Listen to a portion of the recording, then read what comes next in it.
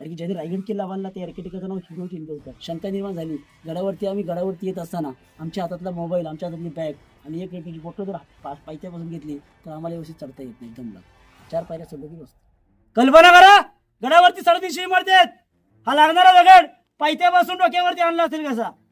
राजे हुशार ग्रेट. हा दगड महाराजांनी खाऊन आणला नाही. रायगड किल्ल्यावर 11 तलाव खोदले गेले, 84 पाण्याच्या टाक्या खोदल्या. तिथून जो दगड बाहेर पडला तो काळ्या पाषाण दगड आपल्याला बांधकामासाठी वापरला. खड्डे पड्डे खालून तलबंद्या बांधल्या. पिण्याकरता पाणी, बांधकामासाठी एका दगडामध्ये 2 पक्षी मारले गेले. आजही थोडक्यात आपण म्हणतो की आपण घर बांधताना आपण मटेरियल वापरतो सिमेंट किंवा रेती. त्या काळामध्ये गुळ, सिसा, चुना ह्याचं बांधकाम केलेलं आहे. कल्पना करा ना, हे बांधकाम 56ला सुरुवात केलं, 70ला गडाचं बांधकाम पूर्ण झालं. म्हणजे नक्की गडाला 14 वर्षाला बांधकाम करायचं. 70 राजगडावरती नव्हते. 70 राजगडावरती येताना काय दिला होता हिरोजीना? डोंगर. येताना काय घेतला? एक सोन्याची नगरी. तेव्हा महाराजांनी हिरोजीना विचारलं, हिरोजी तुम्ही रायगडाची बांधकामं केलीत, छान तर केलेली आहेत, तुम्ही सुंदर केलेले आहेत, पण हा बांधकामाचा दगड तुम्ही केलेला आहे, हा बांधकामाचा दगड एकावरती एक कितपत राहू शकतो याचं काही गॅरंटी पत्र आहे का? म्हणजे हा दगड तुम्ही बसवलाय, हा पडू शकत नाहीये, याचं काहीतरी आम्हाला गॅरंटी पत्र हवंय ना. हिरोजीने काय प्रत्युत्तर केलं महाराजांना? रायगड किल्ला बांधला जगदीश्वराच्या महादेवाच्या साक्षीने.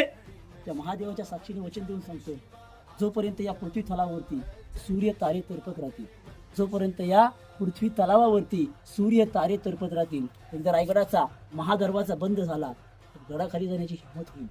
गडाखाली जाण्याची हिंमत होईल ना ती फक्त त्या पाण्याची, आणि गडावरती यांची हिंमत होईल ना ती सळसळणाऱ्या वाऱ्याची. आजही रायगडाचा पाठीमागचा रोफे बंद झाला आणि रायगडाचा तुम्ही आला तो महादरवाजा बंद झाला तर खाली जाणारं पाणी आहे, गडावर येणार फक्त हवा. 400 वर्ष उजवलेल्या आर्किटेक्ट हिरो चिंदोरकरांनी आजकालच्या सिव्हिल इंजिनियरला लाजवेला असं गॅरंटी पत्र बघायला भेटतं. बघा, आपण पहिलं तलाव पाहिलं की नाही, हत्ती तळ, हे लिकेज आहे. कल्पना करा ना, त्या काळचे जर इंजिनियर असते ना त्यांनी 4 मिनिटांमध्ये शोध लावला असता. आताचे इंजिनियर चीप इंजिनियर 10 वर्ष लिकेज करतायत, लिकेज सापत नाही.